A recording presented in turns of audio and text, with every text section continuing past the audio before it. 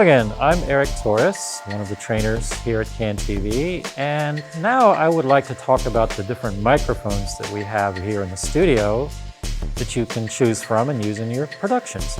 So aside from the features of the microphones, we're also going to talk about the proper way to connect them to the system and also handling the cables when you're done to wrap them up properly. We also want to go a little bit into the responsibilities of the audio mixer to show how they also include dealing with the microphones out here on the set and troubleshooting them when things go a little bit astray. So let's get started.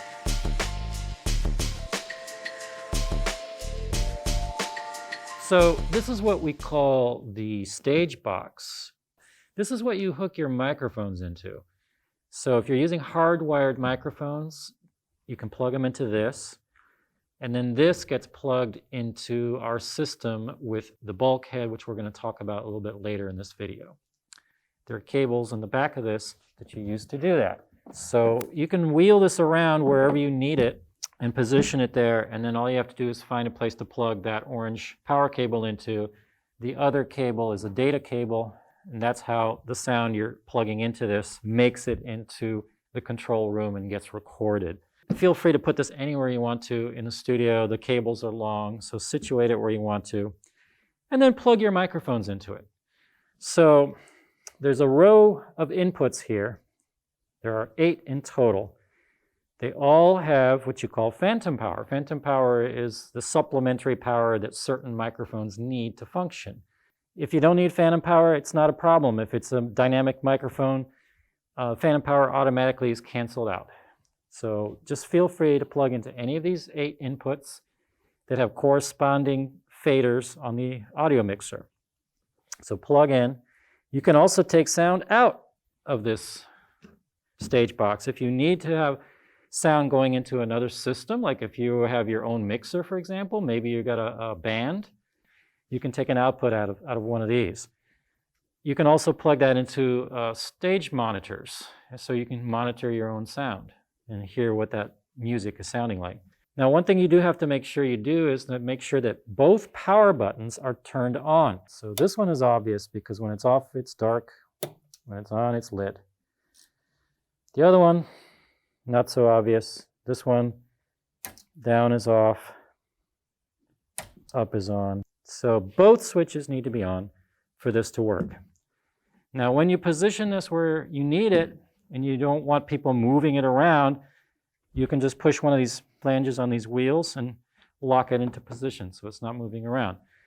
Otherwise, pop it up and push it wherever you need it. So now we're going to talk a little bit about the Stagebox and how it comes into the mixer, and also how to digitally make adjustments to it. So we have 2 microphones plugged into input 1 and 2 on the Stagebox. So I'm going to go ahead and bring up 1 and 2, and usually you want to bring them up to the U, which stands for unity. It's important to have main up to U also. So what you do is, if you're not getting a very strong level and you know the talent is talking nicely and loudly into the mic, then check all your connections and then come here to the screen and open up this little symbol here that looks like a little black globe with an R in it. And that will open up the digital mixer here, the remote mixer. Now she's speaking into 1 and 2, so it's right up here, 1 and 2. So you can take your mouse and drag these little pots until your level's looking more reasonable, where it's reaching -10 maximum here. If it's reaching -10, you're good. You're all set. From here on, you can control her level with the faders, and when you bring them up to you, it should come up to that optimum level that you've set on your digital mixer up there.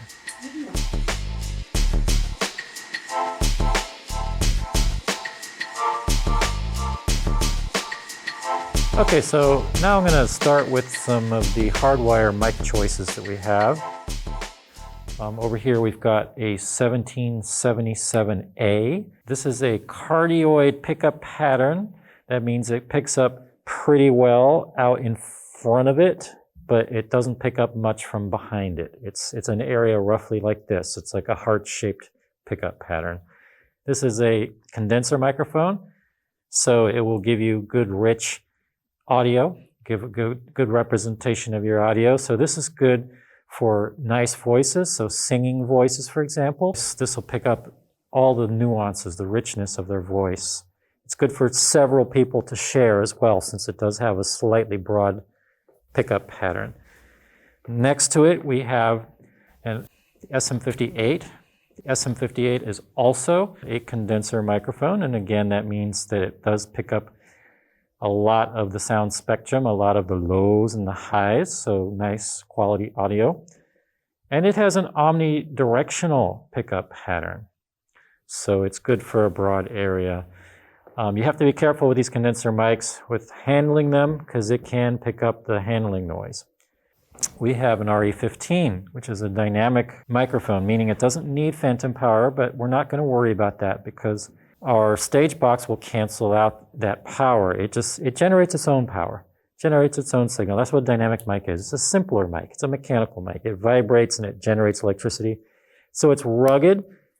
It's better for general purpose, like just straight up voice. So not necessarily for singers, unless it's a blues singer. Some blues singers prefer a dynamic mic that isn't going to pick up as much of the sound spectrum as a condenser mic. Now, this particular mic, RE15, has a tight pattern, a tight pickup pattern, the area it's sensitive to. It's called a supercardioid pickup pattern. So it's only picking up sound mainly what's right in front of it. It's rejecting sounds from the side and from the rear. So if you need a microphone that can isolate someone's voice in a loud space, this is good because it's going to mostly just get that one voice that you're aiming for. So that's your RE15 microphone. And then finally here we've got an SM57, which is another small hardwire mic. It's a dynamic type of microphone, so it doesn't need phantom power. It's also got that general purpose kind of quality to it. So this is good for instruments, good for things like drums. So dynamic microphones, that's how they generate their signal, is by sound pressure. So if you have an instrument, a saxophone, a drum, dynamic mics are the way to go. You want to put these near them and they will just thrive off of that. And this particular one has a cardioid pickup pattern, the SM57. So that means it's good for getting a narrow kind of area in front of it and not everything in the room. So now we're going to talk about how to hook these up properly. You want to do them in order. You don't just randomly plug cables into these, because that's going to lead you to confusion when you're at the audio mixer and say one of these mics starts cutting out on you for whatever reason. It could be a bad cable, maybe the phantom power isn't working on that channel. There's various reasons. So you're not going to want to guess, which one of these, which one is it? Which on my audio board? You got to hook them up in order, numerical order from left to right, and left to right from the perspective of the cameras. So let's go ahead and hook up a few of these. So yeah, you're going to start, say, with this one. This is the first one on the left. And so your microphones, they all have pins. They all have these little pins here. 3 pins. It's called XLR, left, right, and the X is the power or the phantom power, or if it doesn't need phantom power, it's just like a ground. So you got a cable that has 3 pins and 3 sockets here. And so, yeah, just figure out what's what here and plug in the appropriate one. And so this would be hooked in, since it's on the left, this would be hooked into number 1, because it's my leftmost microphone. So I'm going to go over to my box here, my Stagebox, plug it into number 1. The one next to it, let's say it's just these 2 mics on the stage. So the one next to it would be number 2. So, if all of a sudden a sound drops out, say number 2 is the guest of the show, if it's plugged into number 2, it's easy. I just count over on the audio board. It's like 1, 2. Oh, okay, that's mic number 2. I got to troubleshoot mic 2 and figure out why that's not getting power. So it's as simple as that. As long as you stick to that rule, you'll be okay with your troubleshooting. You'll be able to solve problems fairly quickly. Sometimes people have, 4 or 5 people up here and suddenly somebody's not coming through. You're not going to be wondering, oh, which one are they? You're going to just count over left to right and figure that out, and then focus all your attention on that one problem, that one microphone, and its cable and everything else. We also have these microphones. We have a wireless lavalier. The lavaliers that are wireless, they all have numbers, so they follow the same rules as the hardwire mics. When you put them on your talent, you should start from the left and work your way right, going higher and higher numerically. In case there's a problem, maybe a battery starts to go bad, you can just count over and figure out what mic that is and switch the battery. The hardwire lavalier, you plug that into the Stagebox. Again, following the same numerical rules. There's slight qualitative differences between these, or sometimes it's just practical or logistical reasons why you might choose to use wireless versus hardwire or vice versa. Slightly different sound quality.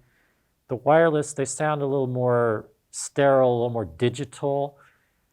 The hardwire sounds a little more organic.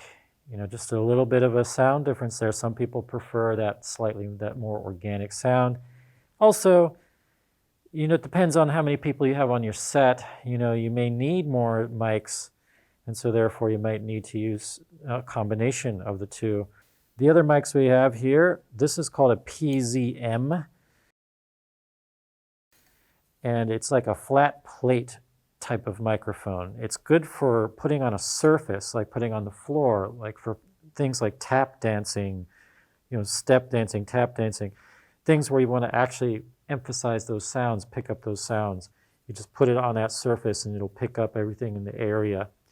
And it's a hardwire mic that actually requires a battery. You have to put a AA battery in here. The staff provides that. And then you just plug that into the system, into the Stagebox, into one of the inputs, and it'll pick up that sound. And then finally we have this wireless handheld SM58 microphone. It has a cardioid pickup pattern, so that's good to get a limited area and not get extraneous sounds from beyond from this area. So this is an excellent microphone for a host that's walking around the set and interviewing different people and pointing at them. It's wireless, it has a number, so same rules apply to that. And it has a power switch. So you got to make sure you have good batteries. There's a battery indicator. This one's actually telling me the battery's dead, so the staff would change the battery for you if necessary. And I believe that covers all of our microphones for today.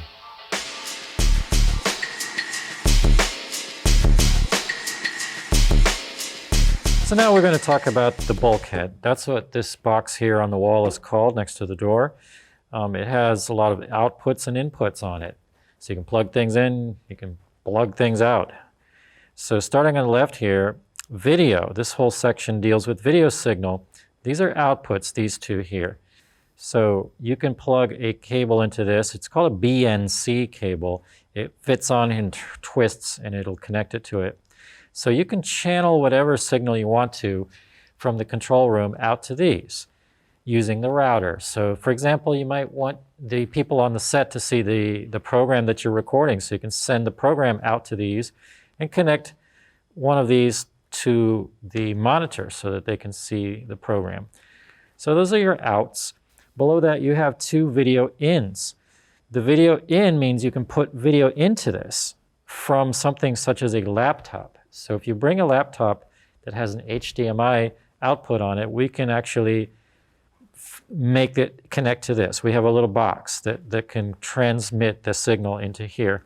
So you could send your video signal from your laptop into our system and take some of those images on the TriCaster switcher. So you got two possible inputs here for that. Below that, you have audio, the audio section with two inputs and two outputs. So the inputs, for example, would be coming from possibly something like a DJ's system. These are universal inputs, so it can take either XLR or a 1/4 inch jack. The outputs are coming from the main mixer. It's a left and right, and so, you know, left signal, right signal to make a stereo audio signal. Those can come out of here and feed, for example, into two monitors, two audio monitors, if you want a band to hear their own sound or something like that. Now moving over to the right side, we have an area called DMX. That's a digital system. And as you can see, there is one cable plugged in. This is coming from the Stagebox. These are reserved for the Stagebox, 2 possible inputs. So the Stagebox will take your signals from microphones and bring them into the system so that they can be mixed on the mixer. However, we also have 2 other DMXs for other purposes. For example, some of the floor lights can be controlled remotely using these from the lighting board. If you just plug them into here, you have that capability. Now below, we've got that COM, stands for communications. The communications inputs actually are not functioning. They're disabled because we have a new system for communicating, so you can ignore those. And then we've got the camera section. Never plug these or unplug these. Let the staff do that. Always leave those plugged in. And that's pretty much it for the Bulkhead.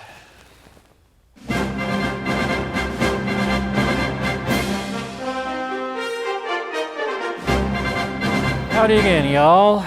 Today I'm going to talk about the proper way to wrangle your cables.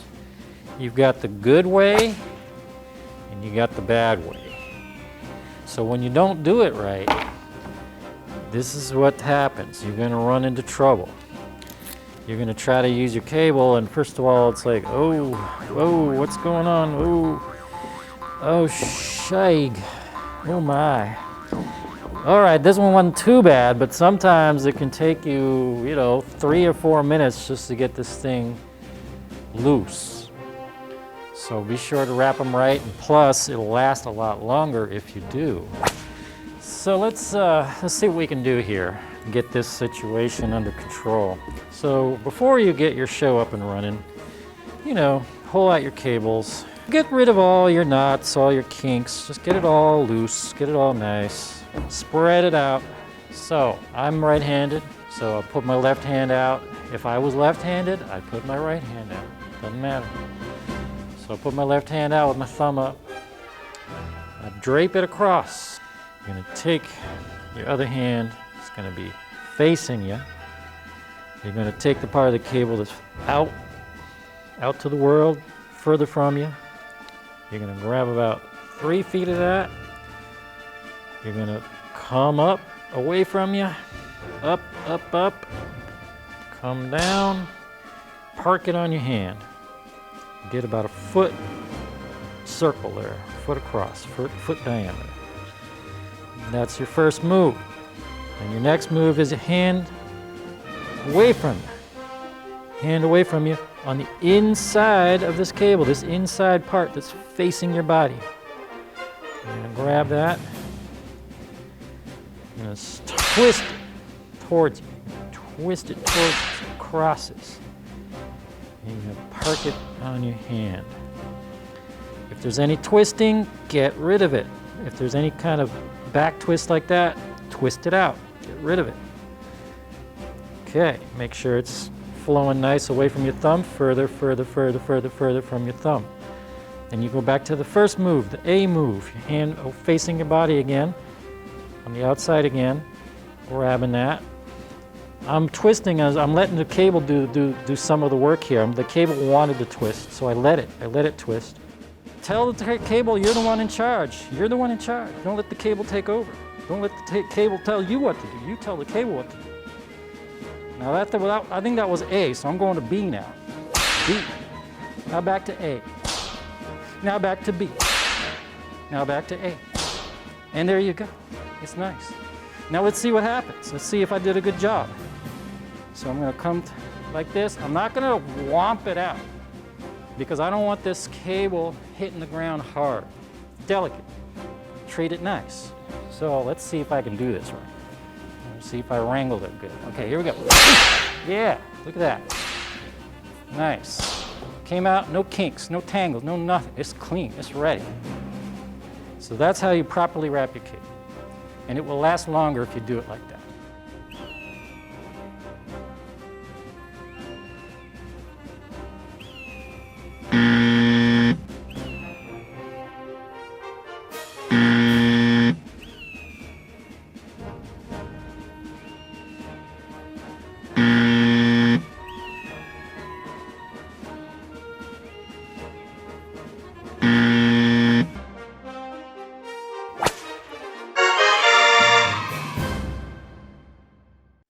All right, well, that concludes this segment on microphones and cables and audio operator responsibilities.